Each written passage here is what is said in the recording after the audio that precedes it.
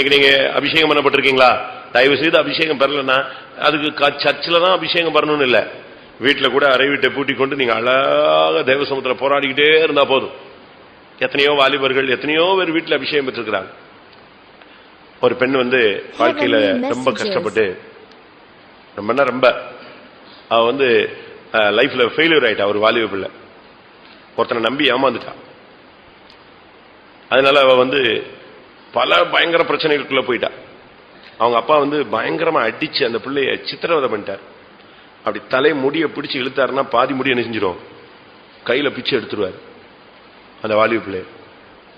அவ செஞ்ச தப்புக்குன்னு ஒவ்வொரு ட்ரிப்பா அடிக்கும் போது தலையில முடி பிச்சு எடுத்துருவாரு. அந்த அடி அந்த பிள்ளையினுடைய நடத்த மேல கோவப்பட்டு நல்லா இருந்த தகப்பன் குடிகாரனா மாறிட்டான். அப்படி ஒரு பயங்கர கஷ்டத்துல அந்த பிள்ளை போச்சு. ஆனாலும் அந்த பிள்ளைக்கு பழைய நிலவரத்தை மறக்க மன்னிக்க விட்டுவிட அவளுக்கு சிந்தை இல்லை. ஏன்னா அவர் ரட்சிக்கப்படல. திரும்ப ஒரு வாய்ப்பு கிடைச்சு எப்படியோ கத்தர் அவளை ஏன்ட்ட கொண்டு வந்தார். எதேச்சையா ஏதோ ஒரு சர்ச்சுக்கு போகணும் அப்படின்னு ரோட்ல நின்று அழுதான்னு சொல்லி அவ ஃப்ரெண்டு திடீர்னு நம்ம சர்ச்சு இருந்தனால உள்ள கொண்டு வந்துட்டா. அப்ப நான் அவட்ட ஒரு 1.5 மணி நேரத்துக்கு மேல மனுஷ அன்புடைய வீண் வேஸ்ட்ங்கிறத பத்தி சொன்னேன். ஆனா அவளால அதை கிரகிச்சுக்க முடியல. திருப்பி அடுத்த நாள் வந்தா, திருப்பி சொன்னேன், திருப்பி கொஞ்சம் மாறினா. அதுக்கு பிறகு வீட்டுக்கு போனா திருப்பியும் அதே பிரச்சனை. அவங்க அப்பா பிடிச்சு அடிச்சிட்டாரு. அதுக்கு பிறகு அந்த பிள்ளை வாழ்க்கையில ரொம்ப விரக்தியாகி சூசைடுக்கு வந்துட்டா. சூசைட் அட்மிட் எப்படியாவது பண்ணிடணுங்கிற முடிவுக்கு வந்திருக்கும் போது திடீர்னு ஏதாவது ஒரு ஃப்ரெண்டு வீட்டுக்கு போவோம் அப்படின்னு சொல்லிட்டு புறப்பட்டு வந்தா. அங்க போனா ஃப்ரெண்டு வீட்டுல இல்ல ஆளு,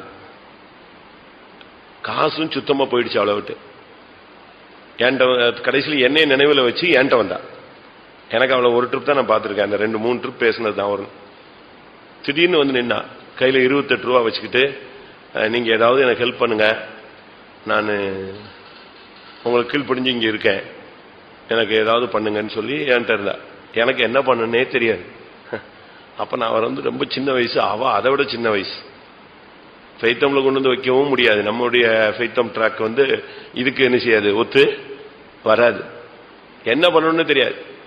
திரும்ப ஒரு 1.5 மணி நேரம் நானும் தலையை குழப்பி எடுத்து கடைசியில துணிஞ்சு ஒரு இடத்துல போய் செட்டில் பண்ணி அவளை ஒரு ஹாஸ்டல்ல கொண்டு போய் விட்டுட்டேன். ஒரு விசுவாசி மூலமா நான் தான் ஹாஸ்டல்ல வச்சு அவளை வளர்த்தேன். ஒரு 6 மாசம் என்கிட்ட இருந்தா. ஆனா அவளை யாரு எவ்வளவுன்னு யாருக்குமே தெரியாது. எனக்கும் அந்த ஹாஸ்டல்ல விட்ட விசுவாசி ஃபேமிலிக்கு மட்டும் நல்லா தெரியும். அவங்க நல்ல ஒரு விசுவாசி. விட்டு அந்த பிள்ளைக்கு வேலையை வாங்கி கொடுத்து ஹாஸ்டல்ல வச்சு அவளுக்கு ஞானசானம் கொடுத்து நகை கலத்தை வச்சு ஞானசானம் கொடுத்து சத்தியத்தை கீழ்ப்படிய வச்சு அபிஷேகத்துக்காக வழி நடத்தணும். அபிஷேகத்தை பத்தி சொல்றேன் உங்களுக்கு, கதை சொல்லல. கடைசியில பாத்தீங்கன்னா அந்த ஹாஸ்டல்ல ஒரு நாள் நைட்டு 12 மணிக்கு எனக்கு போன். என்னன்னு கேட்டேன். எனக்கு என்னன்னே தெரியல, நான் ஜெபிச்சுக்கிட்டு இருந்தேன். கட்டில இருந்து தூக்கி கீழே போடுது, கை கால்லாம் உதறுது, என்னெல்லாமோ நான் கத்துறேன். இப்ப ஹாஸ்டல்ல பரபரப்பாயிடும் போல் இருக்கு, எல்லாரும் எந்திரிச்சு ஓடிடுவாங்க போல் இருக்கு, என்னால என்னைய கண்ட்ரோல் பண்ண முடியல. அப்பதான் புரிஞ்சது எனக்கு, சரி அவளுக்கு இப்ப என்ன கிடைக்குது, அபிஷேகம் கிடைக்குது. ரைட்டு, கொஞ்ச நேரம் சமாளிச்சுக்கோ, நான் ஆள் அனுப்புறேன்னு சொல்லிட்டு உடனே அந்த விசுவாசிக்கு போனை போட்டு, ஹாஸ்டல்ல குழப்பம் ஆயிரம் போது நீ முதல்ல போய் அவளை வீட்டுக்கு கூட்டு போயின்னு சொன்ன. வீட்டுக்கு கூட்டு திருப்பி நைட் எல்லாம் ஜெபிச்சு சரியான அந்நிய பாஷை அடையாளத்தோடு அவளுக்கு என்ன கிடைச்சது, அபிஷேகம் கிடைச்சது. இப்படிதான் அந்த பிள்ளைக்கு அது சர்ச்சிலேயோ ஒரு பெரிய எழுப்புதல் கூட்டத்திலே கிடைக்கல. எங்க கிடைச்சதே, எல்லா உலகத்து பிள்ளைங்க எல்லாம் பக்கத்துல படுத்திருக்கிறாங்க, ரட்சிக்கப்படாத பிள்ளைங்க.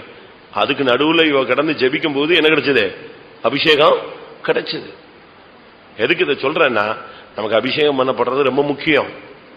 அதுக்கு ஒரு பெரிய கூட்டம் நடத்தணும் இல்ல, அறை வீட்டை பூட்டி கொண்டு தேவ சமூகத்துல தரித்திருந்து கரெக்டா நமக்கும் தேவனுக்கும் அந்த கனெக்ஷனை கொடுத்துக்கிட்டே வரும்போது என்னஞ்சிடும், பத்திரும், தீ பிடிச்சிடும். தேவன் அப்படி உங்களை வெறுமையால விட மாட்டாரு. அதே மோட்டிவே குறைச்சிடவே கூடாது. அந்த லக்கை நோக்கி நீங்க எரிஞ்சுக்கிட்டே இருக்கணும், பயணப்பட்டுக்கொண்டே இருக்க வேண்டும்.